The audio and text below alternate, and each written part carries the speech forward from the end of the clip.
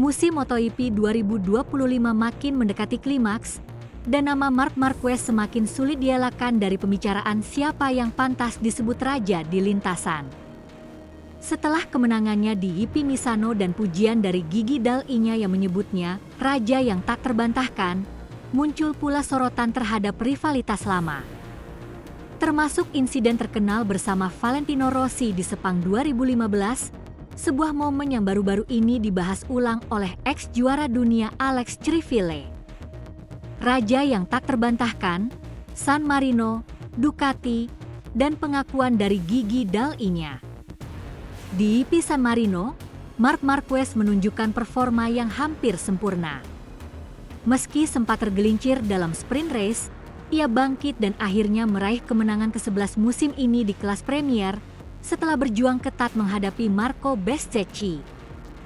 Kemenangan ini bukan hanya soal hasil saja, tetapi simbol bahwa Marquez berada di level yang sangat tinggi.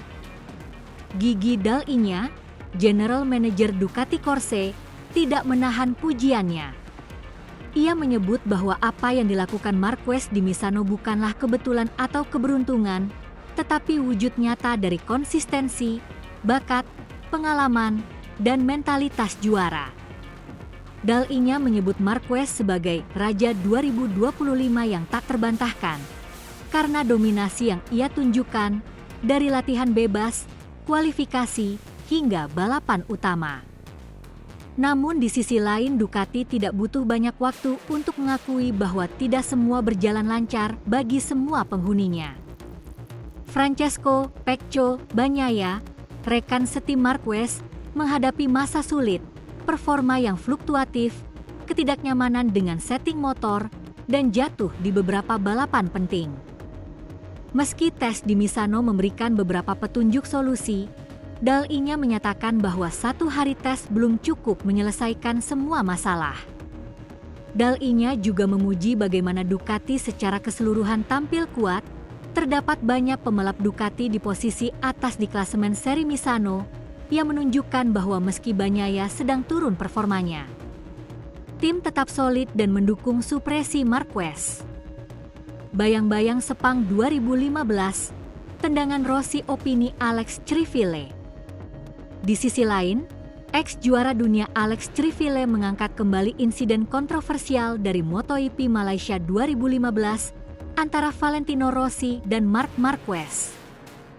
Saat itu terjadi insiden tendangan Rossi ke Marquez yang memicu debat panjang. Apakah tendangan itu satu-satunya penyebab Marquez jatuh atau ada faktor lain? Criville berpendapat bahwa Rossi mungkin sudah kehilangan kesabarannya karena Marquez mengganggu balapannya, dalam artian strategi, posisi, atau cara Marquez membalap. Menurut Criville, bahkan tanpa tendangan, Marquez bisa saja tetap tergelincir atau jatuh karena tekanan dari situasi itu sendiri. Ia mengatakan bahwa Rossi tidak bisa mempertahankan balapannya dengan tenang karena Marquez yang terus memaksa di trek, dan ketika batas toleransi habis, Rossi meledak. Namun, Criville juga menekankan bahwa kejatuhan itu bukan semata-mata efek fisik dari tendangan, melainkan juga akibat tekanan emosional dan psikologis yang tinggi. Komentar Alex Criville membangkitkan kembali perdebatan lama tentang sportivitas, batas provokasi di lintasan, dan bagaimana pembalap merespons ketidakadilan atau apa yang dianggapnya sebagai ketidakadilan di momen-momen penting. Menggabungkan dua garis besar, dominasi kontroversi. Ketika kita melihat pujian Dall'Igna terhadap Marquez sebagai raja tak terbantahkan dan refleksi masa lalu tentang Rossi, muncul satu benang merah, bagaimana tekanan, mentalitas, dan konsistensi memainkan peran besar dalam balapan MotoGP, bukan hanya kecepatan dan teknik. Marquez tidak hanya menang karena motornya bagus atau setup yang sempurna, tapi juga karena mampu mengelola tekanan, mengatasi momen kejatuhan, dan tetap fokus. Ducati menghargai aspek itu. Mereka mengakui bahwa performa Bagnaia turun bukan hanya karena motor, tetapi seberapa cepat ia bisa bangkit mental setelah hasil-hasil kurang memuaskan.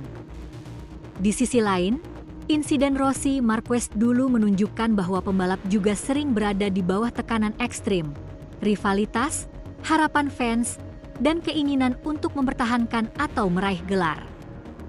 Kadang momen panas seperti itu memicu tindakan yang kontroversial, tapi juga membuka ruang untuk diskusi tentang fair play dan etika di lintasan. Marc Marquez saat ini berada di fase di mana prestasi dan reputasi menyatu. Dia bukan hanya pembalap tercepat di banyak seri MotoGP 2025, tetapi juga figur yang mulai dianggap sebagai standar, raja yang tak terbantahkan oleh dalihnya. Dominasi yang ia bangun adalah hasil dari kombinasi talenta, kerja keras tim, pengalaman panjang, dan kemampuan bangkit dari kegagalan. Sementara itu, refleksi terhadap insiden masa lalu dengan Rossi oleh Criville mengingatkan bahwa di balik sorotan dan kemenangan, ada elemen manusiawi, emosi, kesabaran, dan kadang rasa frustrasi yang muncul ketika rasa keadilan dan tekanan bertemu. Tendangan Rossi bukan hanya tindakan fisik, tapi simbol dari tekanan dan rivalitas yang membumbung di MotoGP. Kedua sisi ini, dominasi sekarang dan kontroversi masa lalu, saling melengkapi gambaran Marc Marquez di mata publik, bukan hanya sebagai juara di trek, tetapi juga sebagai figur yang memicu diskusi tentang siapa yang layak dipuji, siapa yang harus dijadikan tolok ukur, dan bagaimana olahraga ini tak pernah lepas dari sisi dramatisnya. Sementara itu, Marc Marquez hadapi tekanan di Motegi, siap segel gelar juara dunia MotoGP 2025. Marc Marquez tengah berada di ambang sejarah besar. Dengan performa luar biasa sepanjang musim 2025, pembalap Ducati itu punya peluang emas untuk mengunci gelar juara dunia MotoGP di seri Jepang yang digelar di sirkuit Twin Rim Motegi pada 26-28 September mendatang. Semua mata tertuju pada sang 8 kali juara dunia tersebut, yang musim ini tampil lebih matang, konsisten, sekaligus menegaskan dirinya sebagai penguasa baru Ducati. Dominasi di musim 2025. Sejak awal musim, Marc Marquez menunjukkan konsistensi luar biasa. Hampir di setiap seri, ia selalu finish di barisan depan, baik pada sprint race maupun balapan utama.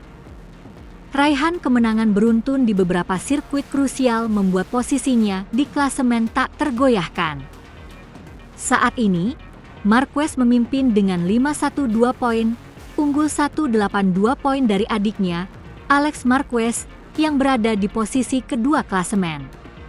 Dengan 5 seri tersisa setelah Jepang, jumlah maksimal poin yang tersedia hanya 185 poin. Artinya, jika Marc mampu meraih setidaknya 3 poin lebih banyak dari Alex pada akhir pekan Motegi, ia otomatis akan mengunci gelar juara dunia MotoGP 2025 tanpa harus menunggu seri berikutnya. Pencapaian ini terasa spesial karena akan menjadi gelar juara dunia ke-7 Marc di kelas Premier, sekaligus gelar pertamanya bersama Ducati. Setelah bertahun-tahun membelah Honda dan mengalami cedera yang hampir menghentikan karirnya, kebangkitan Marquez bersama Ducati musim ini menjadi kisah comeback paling dramatis dalam sejarah MotoGP modern. Tekanan besar di Motegi. Namun, jalan menuju gelar tidak sepenuhnya mulus. Marc tetap harus menghadapi tekanan besar di Motegi. Beberapa faktor yang bisa memengaruhi penampilannya antara lain: 1. Ekspektasi publik dan media. Semua orang kini melihat Marquez hampir pasti juara dunia. Media menyorotinya sebagai gelar yang tinggal menunggu waktu. Tekanan semacam ini bisa menjadi beban mental. Satu kesalahan kecil saja di sprint atau balapan utama bisa menunda pesta juara, dan Marquez tentu tidak ingin kehilangan momentum di Jepang. 2. Kesalahan di sprint race San Marino. San Marino menjadi pengingat bahwa Marc tetap manusia biasa. Ia sempat jatuh saat memimpin sprint race di Misano. Kejadian itu memicu sorakan dari sebagian penonton, terutama fans Valentino Rossi, yang menertawakan kejatuhannya. Namun, Mark membalas dengan cara terbaik, menang di balapan utama sehari kemudian. Meski kemenangan itu mengukuhkan mentalitas juara, kejadian serupa tetap bisa terjadi jika konsentrasi sedikit saja buyar. 3. Karakter sirkuit Motegi. Motegi dikenal sebagai sirkuit dengan tikungan stop and go, menuntut pengereman keras dan akselerasi cepat. Ducati dikenal kuat di trek seperti ini, tetapi kondisi cuaca yang tak menentu bisa memengaruhi performa ban. Jika hujan turun, peluang kejutan dari pembalap lain akan semakin besar. 4. Persaingan internal dan rivalitas. Meski unggul jauh, Mark tetap harus waspada terhadap adiknya, Alex Marquez, yang berambisi memperkecil jarak. Selain itu, pembalap seperti Marco Bezzecchi atau Francesco Bagnaia juga bisa menjadi batu sandungan. Bagnaia sendiri sedang mencari solusi dari inkonsistensi performanya, sementara Bezzecchi selalu berbahaya di sirkuit-sirkuit cepat. Mentalitas sang juara. Dalam beberapa wawancara menjelang GP Jepang, Marquez menegaskan dirinya tak ingin terbawa euforia. "Saya tahu peluang itu ada, tapi saya tidak mau terlalu menggebu-gebu. Fokus saya adalah menjalani balapan demi balapan dengan konsentrasi penuh. Jika gelar datang di Motegi, itu bonus. Jika tidak, saya masih punya beberapa seri untuk menuntaskannya," kata Mark. Sikap ini menunjukkan kematangan Marquez sebagai pembalap senior. Ia tahu bahwa gelar dunia hampir pasti dalam genggamannya, tetapi ia tidak ingin mengambil risiko yang tidak perlu. Strateginya sederhana, tetap mengumpulkan poin, meminimalkan kesalahan, dan menjaga ritme konsisten di lintasan. Dukungan dari Ducati. Di garasi Ducati, dukungan penuh diberikan kepada Marquez. Manajer tim, Gigi Dall'Igna, menyebut bahwa Mark membawa aura positif ke tim dan menjadi inspirasi bagi pembalap lain. Dia bukan hanya cepat, tetapi juga punya mental juara yang luar biasa. Kehadirannya membuat seluruh tim termotivasi bekerja lebih keras, ujar Dall'Igna. Menariknya, meski fokus utama ada pada Marquez, Ducati juga tetap mendukung Pecco Bagnaia yang sedang berjuang menemukan solusi atas performanya yang naik turun. Hubungan baik di dalam tim menjadi salah satu kunci keberhasilan Ducati mendominasi musim ini. Makna jika juara di Motegi. Jika Marquez berhasil mengunci gelar di Motegi, momen itu akan sangat bersejarah. Pertama, karena Motegi adalah rumah Honda, tim yang dulu membesarkannya. Mengunci gelar dunia di sana bersama Ducati akan menjadi simbol kebangkitan sekaligus pembuktian bahwa ia bisa juara dimanapun, dengan motor apapun. Kedua, keberhasilan ini akan semakin meneguhkan statusnya sebagai salah satu pembalap terbesar sepanjang masa. Dengan 7 gelar Premier Class, ia sejajar dengan legenda-legenda besar MotoGP. Ketiga, bagi Indonesia dan Asia, IP Motegi akan menjadi sorotan karena setelah Jepang, seri berikutnya adalah Mandalika, Indonesia. Jika gelar sudah dikunci di Motegi, balapan di Mandalika akan berubah menjadi pesta perayaan besar-besaran, di mana Mark akan tampil tanpa tekanan, hanya untuk menghibur para fans. MotoGP Jepang 2025 di Motegi akan menjadi panggung krusial bagi Marc Marquez. Semua faktor, mulai dari dominasi poin, pengalaman, hingga dukungan Ducati, mengarah pada kemungkinan besar ia mengunci gelar juara dunia ke-7 di kelas Premier. Namun, tekanan besar tetap ada, ekspektasi publik, risiko kesalahan kecil, dan kondisi sirkuit yang penuh tantangan. Bagaimana Mark mengatasi semua itu akan menentukan apakah pesta juara akan digelar di Motegi atau harus menunggu di seri berikutnya. Yang pasti, Marc Marquez telah membuktikan dirinya sebagai petarung sejati. Dari jatuh di sprint race hingga bangkit menang di San Marino, Dari cedera panjang hingga kembali ke puncak, cerita musim 2025 ini adalah kisah kebangkitan luar biasa. Dan kini, babak penentu ada di Jepang, saat dunia menanti apakah Marc Marquez benar-benar bisa menutup musim dengan cara paling sempurna, juara di Motegi. Doa baik dari garasi Ducati, harapan juara Marc Marquez. Seiring berjalannya musim MotoGP 2025, Ducati dan timnya semakin optimis bahwa Marc Marquez akan mengunci gelar dunia, dan mereka tidak cuma berharap, tapi juga aktif mencari solusi agar semua pembalap, termasuk Pecco Bagnaia, bisa tampil optimal. Inilah cerita di balik dukungan, tekanan internal, serta langkah-langkah korektif yang sedang diambil. Pecco Bagnaia di tengah kesulitan. Pecco Bagnaia, yang sebelumnya sangat digadang sebagai kandidat juara dunia, belakangan ini menghadapi problem performa yang cukup signifikan.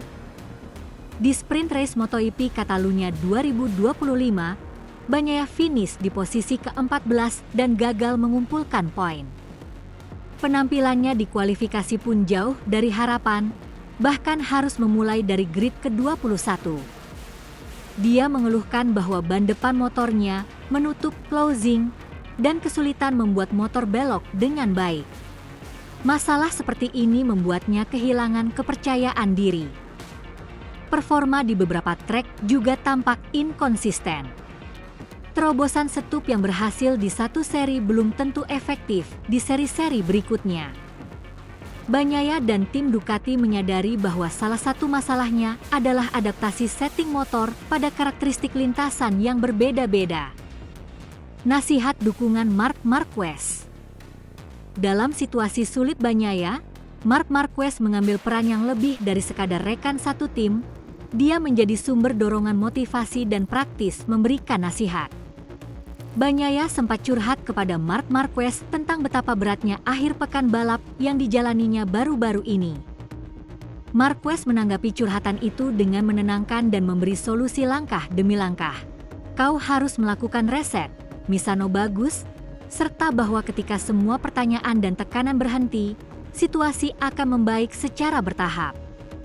Ducati sendiri mendukung penuh upaya Bagnaia menemukan kembali feelingnya dengan motor, bahkan Gigi Dall'Igna, bos besar Ducati, menyatakan akan terus bekerja keras agar Bagnaia dapat kembali tampil kompetitif. Marc Marquez, di antara dua realitas yang kian mendekat. Sementara Bagnaia dalam fase pemulihan mental dan teknis, kondisi Marquez tampak jauh lebih stabil. Berikut beberapa poin penting mengenai posisinya. Marquez saat ini berada di puncak klasemen MotoGP 2025 dengan keunggulan poin yang signifikan atas saingan terdekatnya, termasuk Alex Marquez dan Bagnaia. Keunggulan poin ini memberi Ducati harapan nyata bahwa Marquez bisa memastikan gelar dunia dalam seri yang akan datang di Misano, Motegi, Jepang, atau mungkin di Mandalika, Indonesia, tergantung hasil dan performa di sisa seri. Beberapa perhitungan menyebut bahwa jika Marquez terus konsisten, gelar bisa diraih lebih awal. Meski artikel yang Anda minta tidak menyebut angka tepat, ini merupakan interpretasi dari laporan-laporan terkait lainnya. Solusi jalan keluar untuk Bagnaia. Ducati tampaknya tidak tinggal diam menghadapi krisis performa Bagnaia. Berikut beberapa langkah yang sudah dan mungkin akan dilakukan sebagai solusi. 1. Reset mental dan setup motor. Salah satu saran Marquez adalah reset. Artinya Bagnaia harus mengosongkan pikiran dari tekanan dan hasil buruk sebelumnya, lalu mulai membangun performa dari awal, satu trek ke trek. Hal ini juga mencakup perbaikan setup motor, swing arm, penggunaan ban, semi setup sirkuit, agar sesuai dengan karakter lintasan dan gaya balapnya. 2. Optimalisasi teknis. Masalah ban depan yang menutup adalah isu yang teknis. Ducati telah menyadarinya dan berusaha untuk melakukan perubahan kecil pada bagian sasis, geometri ban, atau pengaturan suspensi agar motor dapat belok lebih presisi dan responsif. 3. Dukungan mental dan psikologis. Percakapan dan video behind the scene yang dirilis Ducati menunjukkan bahwa Bagnaia mendapat dukungan dari Marc Marquez dan dari tim agar tidak kehilangan kepercayaan diri. Hal ini penting karena motivasi dan mental yang kuat sering menjadi pembeda di ajang balap di mana margin kemenangan bisa sangat tipis. 4. Manajemen harapan dan tekanan media. Tekanan dari media dan penggemar tentu ada, terutama bagi pembalap seperti Bagnaia yang sudah pernah berada di puncak. Ducati perlu membantu Bagnaia agar tidak terlalu terbebani komentar-komentar tentang performa buruk atau harus segera bangkit. Nasihat seperti dari Marquez bahwa ketika pertanyaan-pertanyaan dari wartawan dan tekanan berhenti akan banyak membantu menenangkan suasana, memberi ruang untuk perbaikan secara bertahap. Makna dari doa baik Ducati. Istilah doa baik garasi Ducati menggambarkan semangat kolektif dalam tim untuk mendukung Marc Marquez meraih gelar dunia dan pada saat bersamaan membantu Bagnaia keluar dari bayang-bayang performa yang melemah. Doa di sini bukan cuma doa harfiah, tapi juga doa dalam bentuk tindakan nyata, dukungan teknis, mental, dan tim. Ducati sebagai pabrikan ingin menjaga citra bahwa mereka tidak hanya mengutamakan satu pembalap, melainkan seluruh skuadnya. Marc Marquez mendekat ke gelar, kemenangan di San Marino hingga peluang juara di Jepang atau Indonesia. Marc Marquez kembali membuat pernyataan tegas di lintasan. Dengan kemenangan gemilang di Grand Prix San Marino, pembalap Ducati ini semakin mengukuhkan posisinya sebagai favorit juara dunia MotoGP 2025. Tidak hanya kemenangan itu sendiri yang menjadi sorotan, tetapi cara dia bangkit setelah kegagalan di sprint race, dan keyakinannya yang tenang namun yakin bahwa gelar bisa dipastikan di Jepang atau Mandalika, Indonesia. Dari keterpurukan ke kebangkitan penuh semangat. Hari Sabtu di San Marino tidak berjalan mulus bagi Marquez. Dalam sprint race, ia memimpin lomba setelah start yang agresif, namun menyesalinya dengan sebuah kesalahan di tikungan 15, menyebabkan jatuhnya dia dari posisi terdepan. Rekor impresifnya dalam sprint, finish podium berturut-turut, dominasi sprint, pun terganggu. Namun, Marquez tidak larut dalam kekecewaan. Malam itu membakar semangatnya, Special Fire Inside, untuk menebus pada balapan utama di hari Minggu. Kemenangan di San Marino, duel mendebarkan.